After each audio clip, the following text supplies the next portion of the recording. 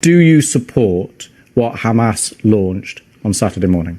Well, this is not the right question, Louis. Really, the right question. It's an important question. No, it is not an important question because whether you support their action or not is an important question. No. It is not an important question. Hamas is a group, is a militant group. You're talking with the Palestinian representative. Our position is very well known and clear. And what is that? Do you support Hamas's actions? And then you cannot equate. This is not about support or not support. I am here to represent my people, the Palestinian people, what they are going through. I'm not here to condemn anybody. And if anybody that needs to be condemned, it's what you call the only democracy in the Middle East, that is Israel, between parentheses, that is doing what you have just reported, targeting civilians. And this has not just happened the last 48 hours. Hamas was just targeting Palestinians, but you won't condemn that. I'll tell you one thing. Hamas is not the Palestinian government, okay? The Israeli government is giving orders for its organized army. So please don't draw any symmetry here. Don't equate. There is no way you can draw any symmetry. And don't equate between the occupied and the occupier. This doesn't serve justice to understand for your audience and viewers the real situation. Since Israel's establishment, it has had one military doctrine. When it fights, it goes and fights civilians, kill civilians, so they pressure the fighters. Since 1948, and go back to the record, and this has been repeated in Gaza and will continue to be repeated. So the conversation is not a blame game. I am not in the business of blaming the victim here. The real conversation is how do we stop this vicious, deadly cycle? You just condemned Israel for killing civilians, and you won't condemn Hamas for killing civilians.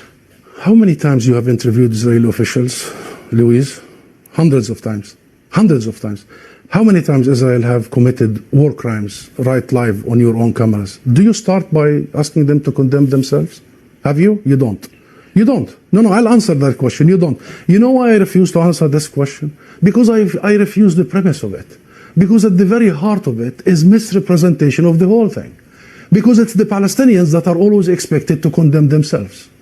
I mean, come on, this is a political conflict. We have been denied our rights for a long time. So this is the wrong starting point. The right starting point is to focus on the root causes, is to try and get out of this extreme dark tunnel, as opposed to this business by BBC and the mainstream media for 75 years. You bring us here whenever there are Israelis who are killed. Did you bring me here when many Palestinians in the West Bank, more than 200 over the last few months? Do you invite me when there is such Israeli provocations in Jerusalem and elsewhere?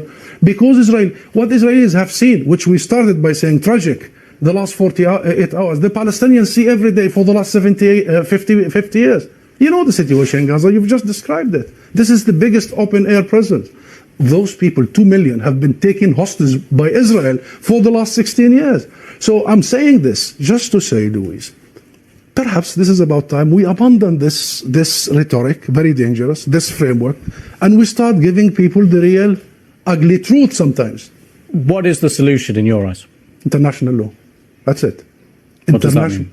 The equal application of international resolutions and law and legitimacy, as you did in Ukraine. Would you bring the Ukrainian ambassador here and start asking him to condemn some of his fighters?